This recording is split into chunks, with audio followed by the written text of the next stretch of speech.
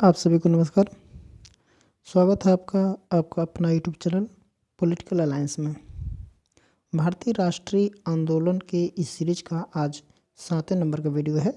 तो चलिए शुरू करते हैं। आज का पहला प्रश्न, सोशलिज्म एंड नेशनल रिवॉल्यूशन नामक पुस्तक के लेखक हैं कौन है?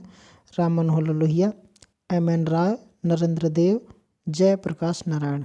देखिए इसको राम मनोहर कर लीजिएगा तो इसका जो सही उत्तर हो जाएगा नरेंद्र देव। ऑप्शन सी इसका सही उत्तर हो जाएगा। सोशलिज्म एंड नेशनल रिवॉल्यूशन पुस्तक के लेखक कौन है? नरेंद्र देव। इस पुस्तक का प्रकाशन जो हुआ था वो 1946 में हुआ था। किस में हुआ था? 1946 में हुआ था। नेक्स्ट है, निम्न में से किसके बारे में कहा जाता है कि वे राजनीति में उग्रवादी पर सामाजिक क्षेत्र में अनुदारवादी थे? तो कौन है? जी.के. गोखले अर्थात गोपाल कृष्ण गोखले, बी.जी. तिलक अर्थात बाल गंगाधर तिलक, पंडित मदन मोहन मालवीय और डी है महात्मा गांधी। तो इसका जो सही उत्तर हो जाएगा ऑप्शन बी बाल गंगाधर तिलक।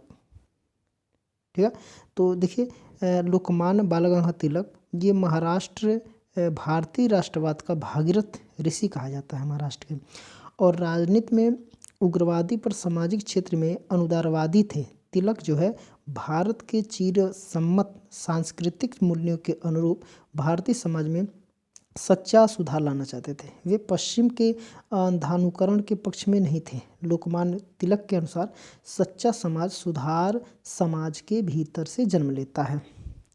नेक्स्ट है, असहयोग आंदोलन के कार्यक्रमों में निम्नलिखित में से कौन सा कार्यक्रम सम्मिलित नहीं था? तो कौन सा कार्यक्रम सम्मिलित नहीं था?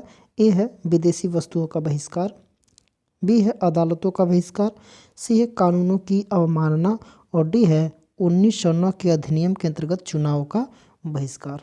तो इसका जो सही उत्तर हो जाएगा कानूनों की अवमानना। ऑप्शन सी इसका राइट आंसर हो जाएगा। देखिए सितंबर और दिसंबर 1920 के क्रमशः कलकत्ता एवं नागपुर अधिवेशन में कांग्रेस ने असहयोग का जो प्रस्ताव पास किया था उसके अनुसार असहयोग आंदोलन के कार्यक्रम निम्न थे। कितने थे?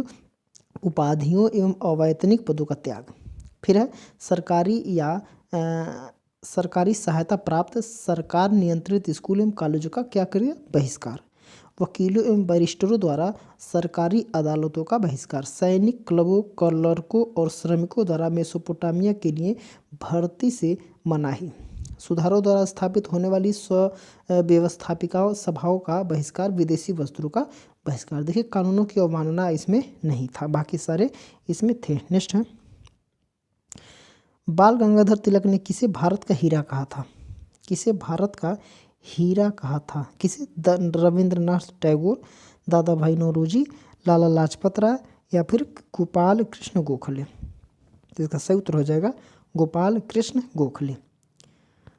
देखिए 49 वर्ष की उम्र में ये 1915 को गोखले ने आखिरी सांस ली थी। उनके निधन पर तिलक जी ने कहा था कि भारत का यह हीरा, महाराष्ट्र का गहना, श्रमिकों का राजकुमार आज अंततः विश्राम ले रहा है।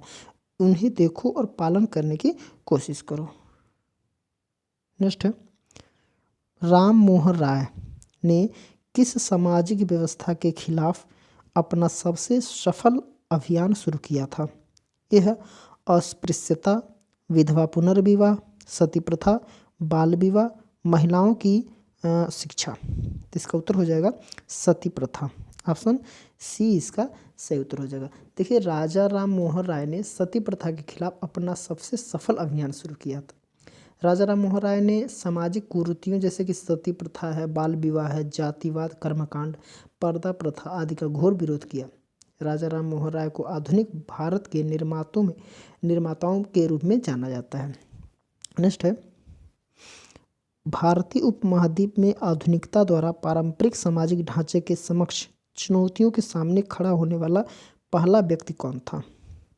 तो पहला व्यक्ति कौन था? मोहनदास करमचंद गांधी, नेताजी सुभाष चंद्र बोस, जवाहरलाल नेहरू, राजा राम मोहन राय और बाल गंगाधर तिलक। तो इसका उत्तर हो जाएगा राजा राम मोहन राय। भारतीय उपमहाद्वीप में, देखिए भारतीय उपमहाद्वीप में आधुनिकता का पारंपरिक सामाजिक ढांचे के समक्ष चुनौतियों के सामने खड़ा होने वाला पहला व्यक्ति कौन था? राजा राम मोहन राय था। इनको भारतीय पुनर्जागरण का जनक माना जाता है। किन्हें? राजा राम मोहन राय को भारतीय पुनर्जागरण का जनक माना जाता है। इनको सामाजिक धार्मिक सुधार आंदोलन के संस्थापक के रूप में माना जाता है। अगला प्रश्न है, निम्न में से डॉक्टर भीमराव अंबेडकर को विचारधारा का कौन सा लक्षण नहीं है? कौन सा लक्षण नहीं है? देखिए, व्यक्ति का महत्व, तर्कसंगत, समता, समाज या श्रेणीकृत असमानता। तो इसका सही उत्तर हो जाएगा श्रेणीकृत असमानता। इनका लक्षण नहीं है, तर्कधारा वाला लक्षण नहीं है। देखिए, श्रेणीकृत असमानता का विचार डॉक्टर अंबेडकर के विचारधारा का लक्षण नहीं है। डॉक्टर अंबेडकर ने दलित बौद्ध आंदोलन को प्रेरित किया और दलितों के खिलाफ सामाजिक भेदभाव के विरुद्ध अभियान चलाया। श्रमिक एवं महिलाओं के अधिकारों का भी समर्थन किया था इन्होंने। नेक्स्ट है, जवाहरलाल नेहरू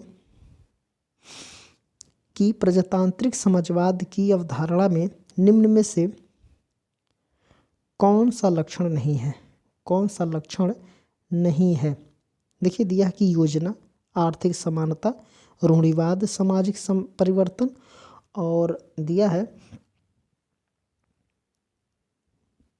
इसका उत्तर हो जाएगा रूढ़िवाद। ऑप्शन सी इसका राइट आंसर हो जाएगा। देखिए, रूढ़िवादिता जवाहरलाल नेहरू की प्रजातांत्रिक समाजवाद की अवधारणा की विशेषता नहीं है। ये आधुनिक भारतीय राष्ट्र राज्य एक संप्रभु समाजवादी, धर्मनिरपेक्ष और लोकतांत्रिक गणतंत्र के वास्तुकार माने जाते हैं। नेक्स्ट है, संविधान सभा में गांव को भारत की राजनीतिक व्यवस्था का आधार इकाई बनाने का विरोध किसने किया था? एच.वी. कामत, बी.आर. अम्बेडकर, जवाहरलाल नेहरू और के.एम. मुंशी। तो इसका जो सही उत्तर हो जाएगा ऑप्शन बी.आर. अम्बेडकर। देखिए, इन्होंने गांव को भारत की राजनीतिक व्यवस्था का आधार इकाई मानने का विरोध किया था। अम्बेडकर दलितों के मसीहा के रूप में याद किए जाते हैं। उन्होंने हमेशा दलितों के उत्थान की बात कही थी। नेक्स्ट है, ई.वी. रामास्वामी नायकर ने स्वराज की राष्ट्रवादी मांग को कहा। क्या कहा? आत्मसम्मान की अभिव्यक्ति, सांस्कृतिक मानववाद की पुकार, बहुलवाद की स्वीकृति या स्थानीय प्रभुओं की साजिश। इसका उत्तर हो जाएगा स्थानीय प्रभुओं की साजिश। ऑप्शन डी इसका सही उत्तर हो जाएगा। देखिए, ई.वी. रामास्वामी नायकर ने स्वराज की राष्ट्रवादी मांग को स्थानीय प्रभुओं की साजिश कहा। इन्हें पेरियार के नाम से भी जाना जाता है। पेरियार, इनको क्या कहा जाता है? पेरियार। इनको पेरियार के नाम से भी जाना जाता है। इन्होंने जस्टिस पार्टी का गठन किया जिसका सिद्धांत रूढ़िवादी हिंदुत्व का विरोध करना था। दक्षिण भारतीय समाज के शोषित वर्गों के लोगों की स्थिति सुधारने में इनका शीर्ष स्थान है। नेक्स्ट है, विनोबा भावे द्वारा प्रणीत ऋषि खेती के सिद्धांत का अर्थ है। क्या अर्थ है? यह है आश्रमों का संगठित खेती, बैलों के प्रयोग बिना खेती, सामुदायिक खेती या निर्वाह खेती। तो इसका जो सही उत्तर हो जाएगा बैलों के प्रयोग के बिना खेती। ऑप्शन बी इसका राइट आंसर हो जाएगा। देखिए, विनोबा भावे द्वारा प्रणीत जो ऋषि खेती के सिद्धांत का अर्थ बैलों के प्रयोग के बिना खेती से लगाया जाता है। विनोबा भावे गांधी जी के संपर्क में आने के बाद खुद को गांधी जी के आश्रम के लिए समर्पित कर दिया। इनके अध्ययन, अध्यापन, कतई खेती के काम में लेकर के सामुदायिक जीवन तक आश्रम की हर गतिविधि में वे आगे रहते थे। इनका उत्तर क्या हो जाएगा? बैलों के प्रयोग के बिना खेती। नेक्स्ट है, निम्नलिखित में से कौन सी कृति बी.आर. अम्बेडकर द्वारा नहीं लिखी गई है? क्या है? Who are the Shudra. B है स्टेटस एंड माइनॉरिटीज। सी है the untouchable who are the. D है व्हील ऑफ हिस्ट्री। इसका उत्तर हो जाएगा option D, wheel of history. देखिए, व्हील ऑफ हिस्ट्री जो है ये 1952 में डॉक्टर राम मनोहर लोहिया की प्रसिद्ध कृति है, न कि अम्बेडकर की। किन की कृति है? ये राम मनोहर लोहिया की। इनकी कृति नहीं है। तो ऑप्शन डी इसका राइट आंसर हो जाएगा। नेक्स्ट है MA जिन्ना, मोहम्मद अली जिन्ना का 14 बिंदु, जो इनको 14 सूत्री या फिर 14 बिंदु किसके विरुद्ध था? किसके विरुद्ध था? असहयोग आंदोलन के, नेहरू रिपोर्ट के, साइमन कमीशन रिपोर्ट के, या फिर उपयुक्त के सभी के। तो इसका उत्तर हो जाएगा ऑप्शन बी नेहरू रिपोर्ट के। ऑप्शन बी इसका सही उत्तर हो जाएगा। देखिए साइमन कमीशन की भारतीयों द्वारा आलोचना तथा विरोध किया गया, जिसके कारण तत्कालीन भारत सचिव बर्केड हेड ने भारतीयों को चुनौती दी कि वे स्वयं संविधान बनाकर दिखाएं। भारतीयों ने नेहरू रिपोर्ट के माध्यम से एक संविधान को तैयार किया, परंतु मोहम्मद अली जिन्ना आदि ने इनको नहीं स्वीकारा तथा इसके विरोध में 14 बिंदु अर्थात सूत्र को सामने रखा। नेक्स्ट है निम्नलिखित में से कौन सा भारत में राष्ट्रवाद के उदय में एक कारक नहीं रहा है? एक कारक नहीं रहा है। यह भारतीय प्रेस, बी है सामाजिक धार्मिक आंदोलन, सी है पाश्चात्य शिक्षा, और डी है मुस्लिम साम्राज्यवाद। इसका उत्तर हो जाएगा ऑप्शन डी मुस्लिम साम्राज्यवाद। देखिए भारत में राष्ट्रवाद के उदय में भारतीय प्रेस, सामाजिक आर्थिक आंदोलन, पाश्चात्य शिक्षा, लॉर्ड लिटन की नीतियाँ जिसे वर्नाक्यूलर एक्ट कहा जाता है, भारतीय शस्त्र अधिनियम, सिविल सेवा में उम्र कम किया जाना, मध्यम वर्ग का उदय, रेल, डाक, भाषा शोषण आदि कारण थे। मुस्लिम संप्रदायवाद राष्ट्रवाद के उदय में सहायक कारक नहीं रहा, बल्कि ये देश विभाजन के लिए मुस्लिम संप्रदाय के जिम्मेदार रहा। नेक्स्ट है माउंटबेटन योजना आधार बनी है। माउंटबेटन योजना आधार बनी है क्या?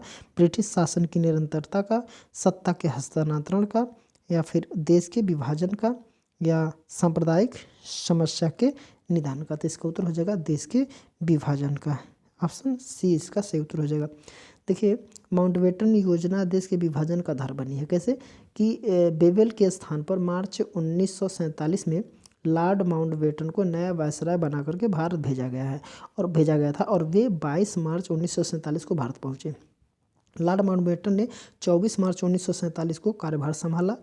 इन्होंने भारत की स्थिति का अध्ययन करने के बाद इस निष्कर्ष पर पहुंचे कि यदि सांप्रदायिक दंगों को और अधिक विकराल रूप धारण करने से रोकना है तो भारतीय हाथों में सत्ता सौंपने में और भी जल्दी करनी चाहिए।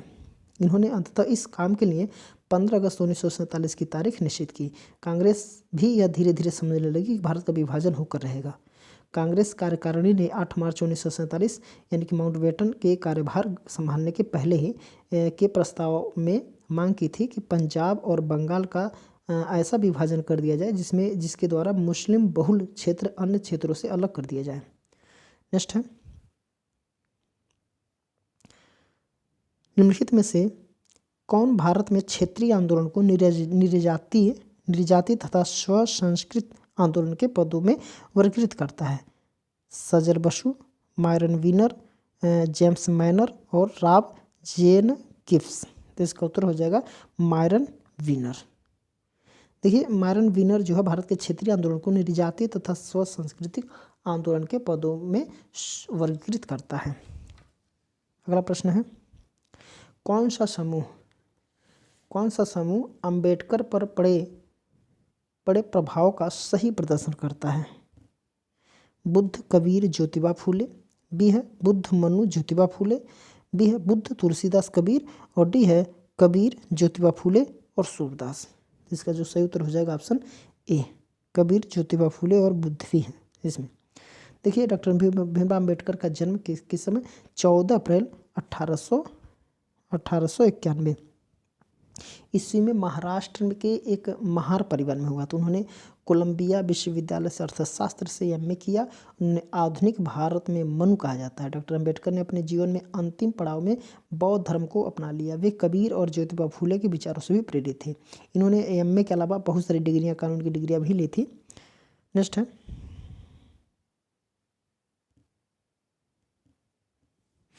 नमक कानून तोड़ने के लिए महात्मा गांधी ने अपनी प्रसिद्ध दांडी यात्रा प्रारंभ की थी। कब की थी?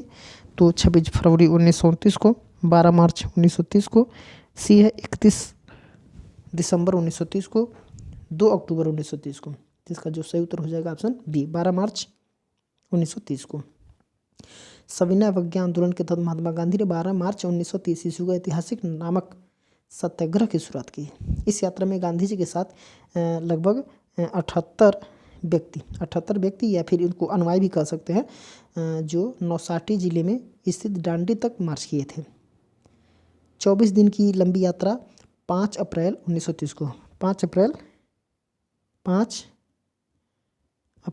1930 को समाप्त हो गया था इनका यात्रा। नेक्स्ट है बंगाल विभाजन कब रद्द किया गया।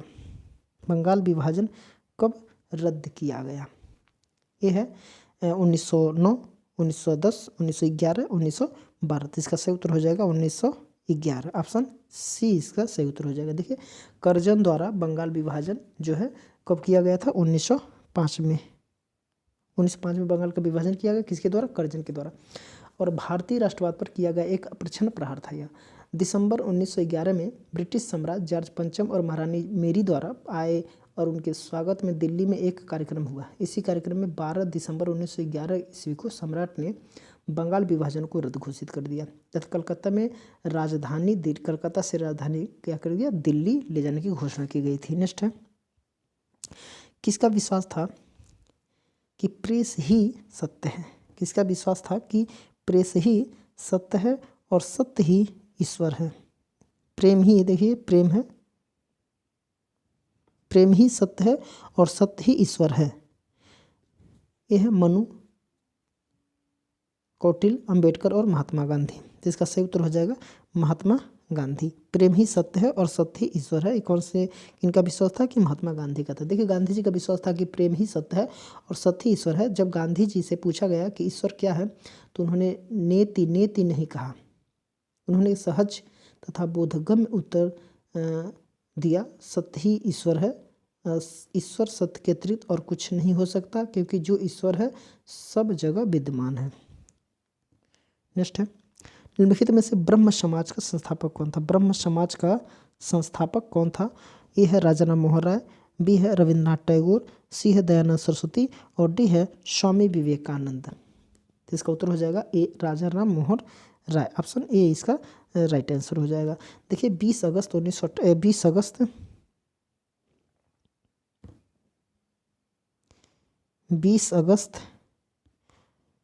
1828 को राजा राम मोहन राय ने ब्रह्म समाज की स्थापना की थी। ब्रह्म समाज के स्थापना का उद्देश्य एकेश्वरवाद की उपासना, मूर्ति पूजा का विरोध, पुरोहितवाद का विरोध और अवतारवाद का खंडन। मुगल बादशाह अकबर द्वितीय ने राजा राम मोहन राय को राजा की उपाधि दी थी। नेक्स्ट है राजनीति के गांधीवादी मॉडल में निम्न में से कौन सी विशेषता नहीं है? गांधीवादी मॉडल में निम्न में से कौन सी विशेषता नहीं है? यह नीति, बी है धर्म, मानवता या फिर सत्ता। इसका उत्तर हो जाएगा ऑप्शन डी सत्ता। ऑप्शन डी इसका सत्ता हो जाएगा। देखिए राजनीति के गांधीवादी मॉडल में सत्ता जो है विशेषता नहीं है। गांधी जी का राजनीतिक चिंतन कर्म के दर्शन के माध्यम से उद्देश्यों और साधनों के बीच समन्वय स्थापित करने का प्रयत्न करता है। गांधी जी राज्य के विरोधी थे। राज्य के संबंध में उनकी विचारधारा और राजकतावादी दार्शनिकों के समान थी।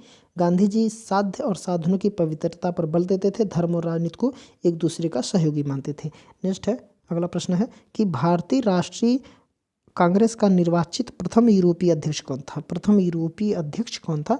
ए O Hume, George Yule, Alfred Webb और एनी बेसेंट। तो इसका उत्तर हो जाएगा जॉर्ज यूले। ऑप्शन बी इसका सही उत्तर हो जाएगा। देखिए 28 दिसंबर 1885 को बम्बई स्थित गोकुलदास तेजपाल संस्कृत विद्यालय में आयोजित सभा में भारतीय राष्ट्रीय कांग्रेस की स्थापना हुई, जिसके संस्थापक ए ओ ह्यूम थे तथा इसके प्रथम अध्यक्ष कौन हुए थे? बिमोश चंद्र बनर्जी।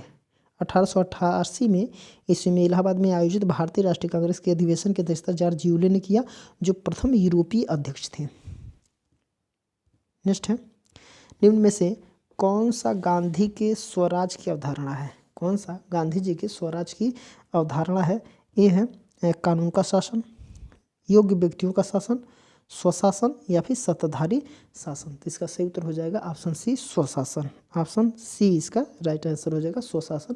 देखिए, स्वशासन गांधी के स्वराज की अवधारणा है। गांधी जी ने सर्वप्रथम 1920 में कहा कि मेरा स्वराज भारत के लिए संसदीय शासन की मांग है जो वयस्क मताधिकार पर आधारित होगा। उनके अनुसार स्वराज में तात्पर्य जनप्रतिनिधियों द्वारा संचालित ऐसे व्यवस्था को जो जन आवश्यकताओं व आकांक्षाओं के अनुरूप हो। इसी कारण गांधी जी ग्राम स्वशासन पर जोर देते हैं। अगला है, निम्न में से किस आधार पर स्वामी दयानंद सरस्वती ने सर्वोच्चता को निर्धारित करने का विरोध किया? कार्य, जन्म, गतिविधि या फिर मनोविज्ञान। तो इसका सही उत्तर हो जाएगा जन्म। इसका सही उत्तर क्या हो जाएगा? जब देखिए, जन्म के आधार पर स्वामी दयानंद सरस्वती ने सर्वोच्चता को निर्धारित करने का विरोध किया। इनका प्रमुख ग्रंथ सत्यार्थ प्रकाश है। इसका प्रमुख ग्रंथ क्या है? सत्यार्थ प्रकाश। नेक्स्ट है, अक्टूबर 1940 में गांधी जी द्वारा शुरू किया गया व्यक्तिगत संविधान आंदोलन का प्रथम सत्याग्रही कौन था? आचार्य Vinoba Bhave, doctor Rajendra Prasad, doctor JV Kripalani या फिर डी है सरदार वल्लभ भाई पटेल। तो इसका जो सही उत्तर हो जाएगा आचार्य विनोबा भावे। ऑप्शन ए इसका सही उत्तर हो जाएगा। देखिए, अक्टूबर 1940 में गांधी जी द्वारा शुरू किया गया व्यक्तिगत सविनय अवज्ञा आंदोलन का प्रथम सत्याग्रही आचार्य विनोबा भावे थे। व्यक्तिगत सत्याग्रह की शुरुआत जो है 17 अक्टूबर 1940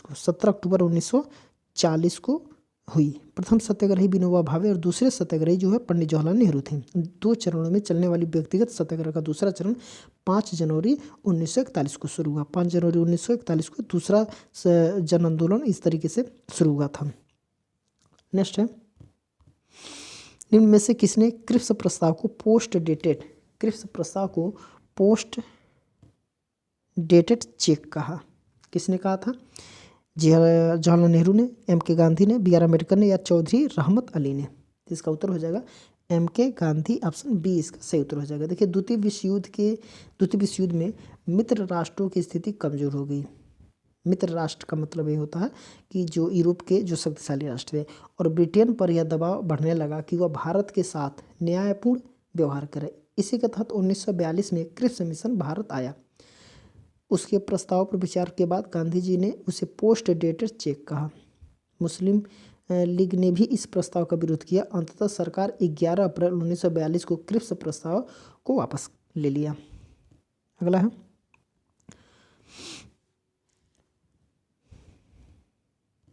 भारतीय राष्ट्रीय कांग्रेस के नरमपंथियों का विश्वास था यह शांतिपूर्ण संवैधानिक तरीकों से भी है, पृथक सांप्रदायिक निर्वाचन पद्धति से, सी है स्वराज के लिए चरमपंथी तरीके में, और डी है सरकारी सेवाओं के बहिष्कार में। तो इसका सही उत्तर हो जाएगा ऑप्शन ए, शांतिपूर्ण संवैधानिक तरीकों में। देखिए, भारतीय राष्ट्रीय कांग्रेस के नरमपंथियों का विश्वास शांतिपूर्ण संवैधानिक तरीकों में था।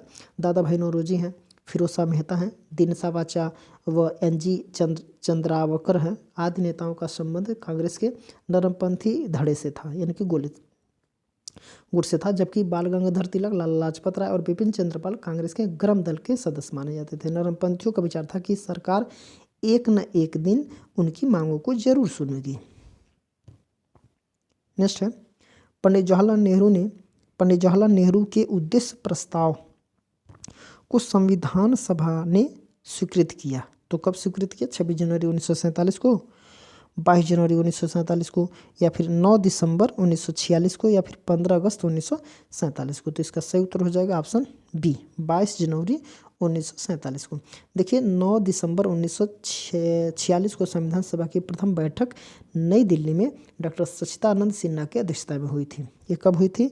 9 दिसंबर 1946 को प्रथम बैठक हुई थी। 11 दिसंबर 1946 को डॉक्टर राजेंद्र प्रसाद को संविधान सभा का स्थायी अध्यक्ष बनाया गया था। 13 दिसंबर 1946 को पंडित जवाहरलाल नेहरू ने संविधान सभा की बैठक में उद्देश्य प्रस्ताव को पेश किया, और 22 जनवरी 1947 को संविधान सभा ने इस प्रस्ताव को क्या किया? स्वीकार कर लिया। नेक्स्ट है, निम्नलिखित में से कौन से एक वक्तव्य से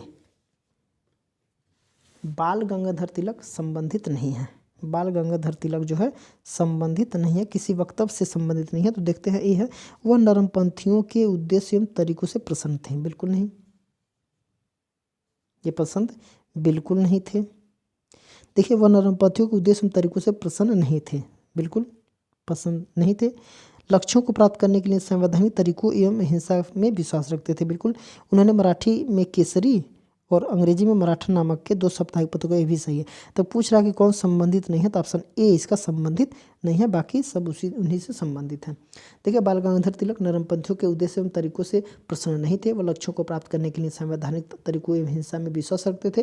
तिलक ने मराठी में केसरी और अंग्रेजी में मराठा नामक 2 साप्ताहिक पत्रों को प्रारंभ किया था। देखिए, अगला प्रश्न है, बुद्ध और उनका धम्म। बुद्ध और उनका धम्म शीर्षक के लेखक हैं। इस शीर्षक लेखक के हैं बाल गंगाधर तिलक, M.K. गांधी, J.L. नेहरू और B.R. अम्बेडकर। इसका सही उत्तर हो जाएगा option D, B.R. Ambedkar. Buddha और उनका धम्म, यह बाबा साहेब अम्बेडकर द्वारा रचित ग्रंथ है। यह ग्रंथ बुद्ध के जीवन और बौद्ध धर्म के सिद्धांतों पर प्रकाश डालता है। यह डॉक्टर भीमराव अम्बेडकर द्वारा रचित अंतिम ग्रंथ है। यह ग्रंथ 1957 में प्रकाशित किया गया था। नेक्स्ट है, सही विकल्प पहचानिए। सही विकल्प पहचानिए। गांधी और नेहरू के विचारों में भिन्नता थी। गांधी और नेहरू के विचारों में क्या थी? भिन्नता थी, किंतु वे जिस अवधारणा को स्वीकार करते हैं वह थी क्या थी? संसदीय लोकतंत्र, योजना द्वारा समाजवाद, पंथ निरपेक्ष समाज की आवश्यकता और देश का विभाजन। इसका उत्तर हो जाएगा ऑप्शन सी, पंथ निरपेक्ष समाज की आवश्यकता। नेक्स्ट है, 1942 के भारत छोड़ो आंदोलन की नायिका कौन थी? भारत छोड़ो आंदोलन की नायिका कौन थी? यह है डॉक्टर एनी बेसेंट, बिल्कुल नहीं है। सुचिता कृपलानी भी नहीं है। सरोजिनी नायडू भी नहीं है। अरुणा आसफ अली है। ऑप्शन सी इसका राइट आंसर हो जाएगा। देखिए, राष्ट्रीय आंदोलन के कुछ नेताओं के जेल जाने के बाद नेतृत्व के अभाव रहा। ठीक उसी समय आंदोलन के नेतृत्वकर्ता के रूप में एक वीरांगना नायिका अरुणा आसफ अली ने 9 अगस्त 1942 को ग्वालियर टैंक मैदान में तिरंगा फहराकर आंदोलन को गति दी। तो जे.बी. नारायण, लोहिया आदि ने भूमिगत रहकर आंदोलन को नेतृत्व प्रदान किया। नेक्स्ट है, federation versus freedom. Federation versus freedom नामक पुस्तक के रचनाकार कौन है? Dicey, doctor B.R. Ambedkar, Sardar Patel, Jawaharlal Nehru. तो इसका उत्तर हो जाएगा B.R. Ambedkar. Federation versus freedom के रचनाकार कौन है? Doctor B.R. अम्बेडकर। देखिए, फेडरेशन वर्सेस उनके पुस्तक जो है वो B.R. अम्बेडकर हैं। यह पुस्तक 1936 में लिखा गया। 1939 में क्या हुआ? 1939 में क्या हुआ? प्रकाशित किया गया। इसमें लिखा गया, इसमें प्रकाशित किया गया पुस्तक। और डॉक्टर अम्बेडकर बाबा साहेब के नाम से लोकप्रिय भारतीय विधिवेत्ता, अर्थशास्त्री और राजनीतिक और समाज के सुधारक थे। अगला है,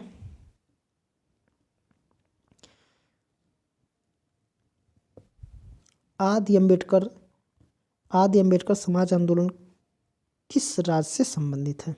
महाराष्ट्र, पंजाब, राजस्थान या उत्तर प्रदेश? इसका सही उत्तर हो जाएगा पंजाब।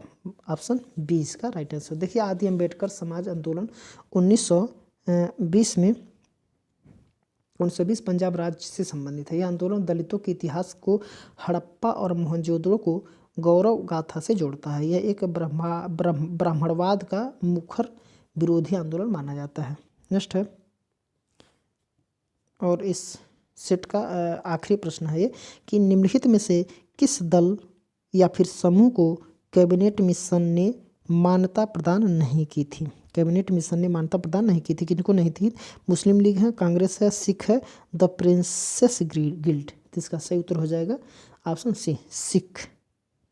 देखिए, सिख समूह को कैबिनेट मिशन ने मान्यता प्रदान नहीं की, जबकि कांग्रेस, मुस्लिम लीग और द प्रिंसेस गिल्ड को कैबिनेट मिशन ने ये लगभग 1946 में मान्यता प्रदान की थी।